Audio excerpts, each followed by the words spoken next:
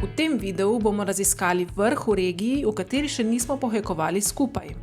Gre za priljubljeno goro na Koroškem, ki jo morda poznate kot Plešivec ali Uršlja gora. To je najvzhodnejši vrh Karavank, ki leži med Slovenj Gradcem in Črno na Koroškem. Naše izhodišče je bila koča na Narovskih ledinah na 1072 metrih, od katere naj bi v 2 urah dosegli vrh. Prvotno zgradbo je postavil mežiški rudnik v bližini nekdanjega rudokopa, nato pa jo je odstopil Planinskemu društvu Ravne na Koroškem, ki jo je preuredilo v planinsko postojanko z ležišči in gostilno. Obstajajo še številna druga izhodišča, kot so Ivarčko jezero in Poštarski dom pod Plešivcem na 805 metrih nadmorske višine, od katerih do vrha potrebujemo 3 ure. Najkrajša možnost je v 50 minutah od zapornice pod Malim vrhom, najbolj vztrajni pa lahko pot začnete v Lešah ali Mežici, kar vam bo vzelo dobrih 5 ur hoje. Vse poti so lahke in označene. Dobro jutro. Danes pa vrh Uršlja gora. Pri koči sem že kavico popila, pa pičimo.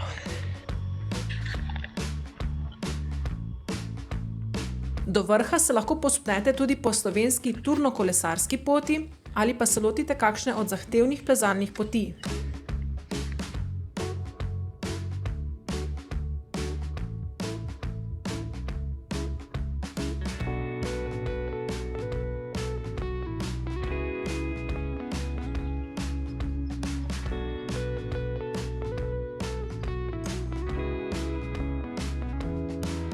To je pa Možic. To pa so znak, da si na pravi poti.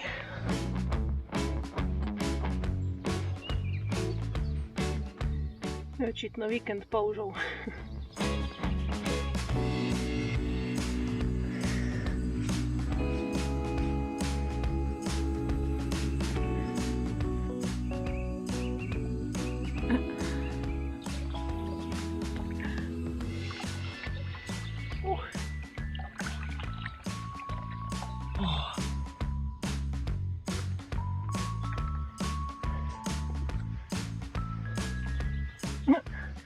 Bojzari.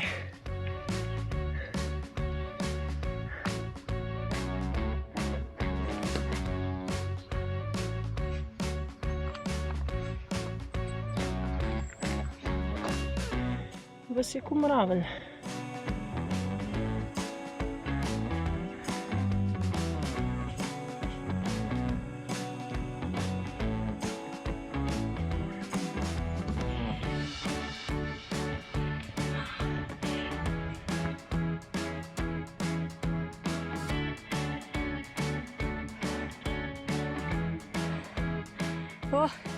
Krava.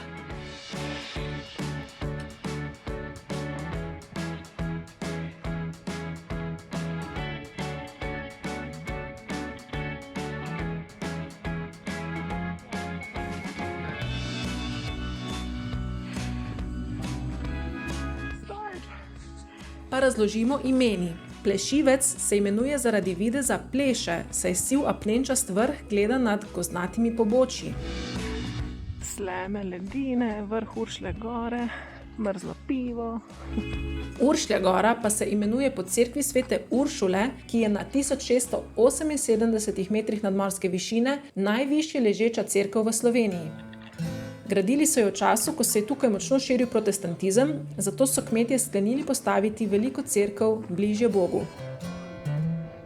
Prvi zvon je zazvonil že leta 1584, dokončno pa je bila zgrajena leta 1609 s pomočjo ljubljanskega škofa Tomaža Hrena.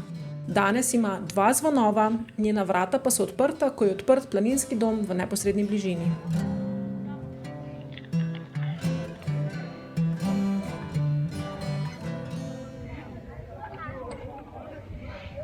Ja, se mi je zdelo, da je malo mrzlo. Pod vrhom stoji planinski dom na Uršlji gori. Prvotno kočo tam je zgradilo nemško-avstrijsko planinsko društvo leta 1912. Po prvi svetovni vojni pa je prišla v slovenske roke. Koča je leta 1942 pogorela, nato pa je bila 1948 obnovljena in ponovno odprta. Skozi leta so dom povečevali, danes pa ima veliki gostinski prostor in številna ležišča. Za domom na robu pobočja je postavljen spomenik koroškim borcem, ki so padli v bojih za Koroško v letih 1918 in 1919. Čebele. Pridne čebelice. Kak lepi ponček. Jo, tako bi ljubo. Okrog cerkve, doma in samega vrha se nam odpirajo čudoviti razgledi na Koroško, Šaleško dolino, Štajersko, Kamniško-Savinjske Alpe, v pravih pogojih pa celo do Triglava.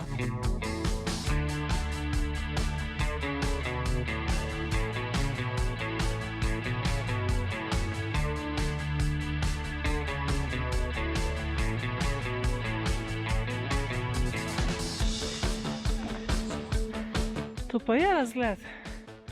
Tisti črni oblaki tam mi niso všeč. To je strmo. Tole so ravne. Ravne na Koroškem.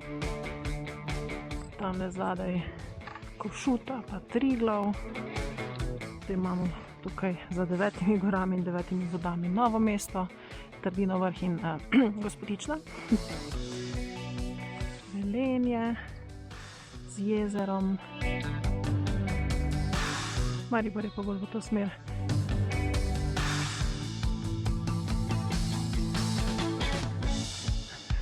Na vrhu na 1699 metrih nadmorske višine stoji križ in razgledna plošča, pa seveda tudi vpisna skrinjica in žig slovenske planinske poti, v planinskem domu pa še en kup drugih.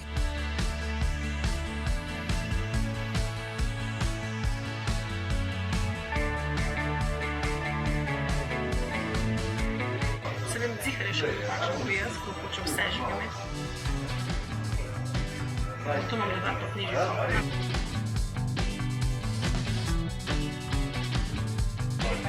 Tokrat pa bolj uspešno.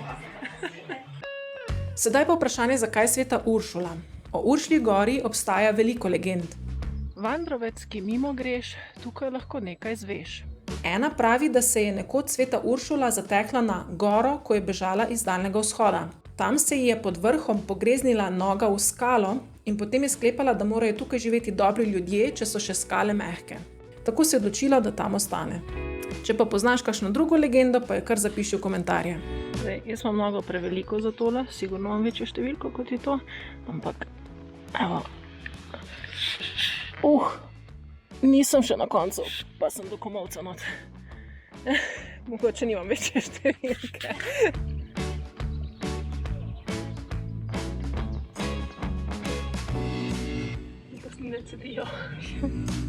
Zdaj bom izkoristila še priložnost, da se zahvalim za vsakega novega naročnika, za vsak ogled, za vsak všeček. Res se vsakega, ki se pridruži našemu kanalu, razveselim in hvala. Ja, pa še to. Vem, da je video Ravelnik že presegal 25 všečkov. Vem, kaj sem obljubila na koncu. Nisem sicer mislila, da bomo tako hitro tja prišli, ampak bom zrihtala prav.